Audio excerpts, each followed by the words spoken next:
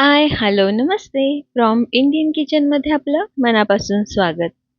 मस्त अशी गावठी बोरं मिळाले होते.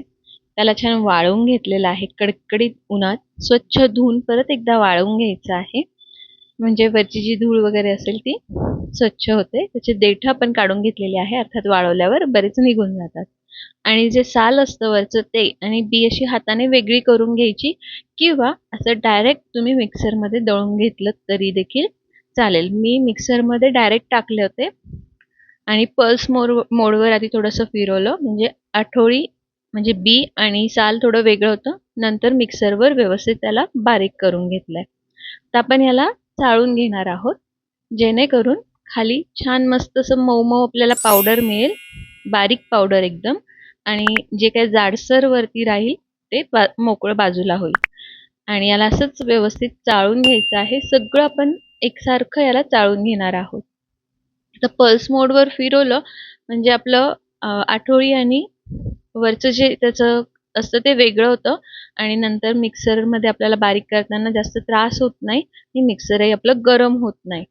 किंवा तुम्ही हे खलबत्त्यामध्ये देखील आधी थोडंसं कांडून घेऊ शकतात आणि मग मिक्सरमध्ये फिरवू शकतात.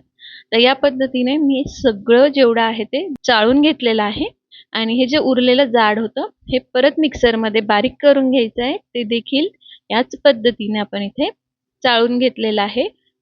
जे 2-3 वेळेस आपल्याला हे बारीक करावं लागतं, चाळून घ्यावं लागतं. तर हे सगळं आपलं चाळून झालेलं आहे. हे मिक्सरमध्ये परत घेऊयात आणि यामध्ये आपण टाकणार आहोत साखर.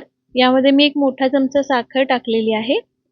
एक छोटा चमचा काळं मीठ आपण यामध्ये टाकणार आहोत आणि 1 चमचा छोटा साधं मीठ असतं आपलं ते आपण यामध्ये टाकणार आहोत. आता साखर तुम्ही तुमच्या आवडीने बोर किती आंबट आहे त्यानुसार कमी जास्त करू शकतात. जर बोरं जास्त आंबट असेल तर साखर थोडी वाढवली तरी देखील चालते. आणि आपल्याला याला एकदा परत फिरवून घ्यायचं आहे जेणेकरून साखर आणि मीठ बोराच्या पुडेमध्ये व्यवस्थित मिक्स होईल. आणि इथे आपलं हे असं छान मस्त बोरकूट तयार आहे. असं आंबट गोड खारट थोडंसं असं जे चवीला मस्त लागतं आणि आपली लहानपणाची आठवण ताजी ताजी करतं असं आपलं हे बोरकूट इथे तयार आहे.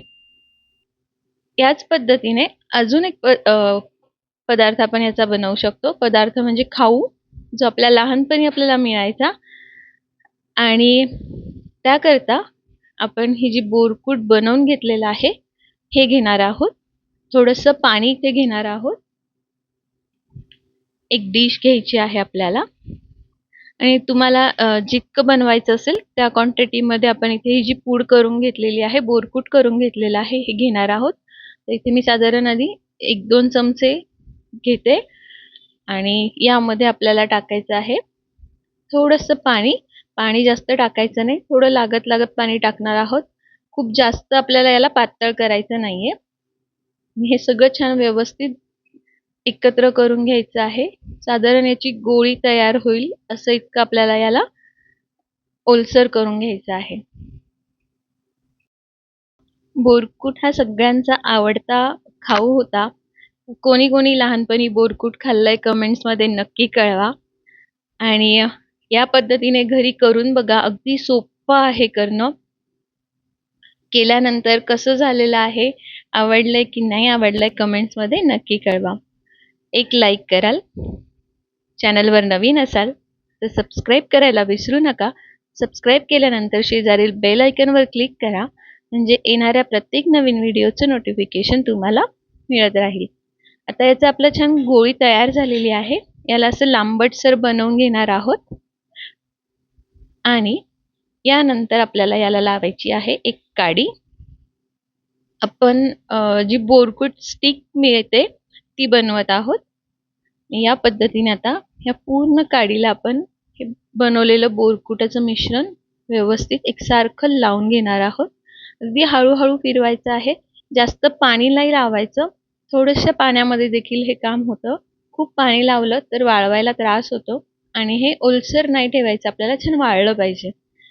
याला फॅन खालीच आपण तासभर 2 तास जरी ठेवलं तरी हे व्यवस्थित वाळतं. तर याच पद्धतीने तुम्ही देखील करून बघा आणि कसं झालेलं आहे कमेंट्समध्ये नक्की कळवा. आवडलं तर लाईक करा. भेटूया पुढच्या व्हिडिओत. तोपर्यंत नमस्ते.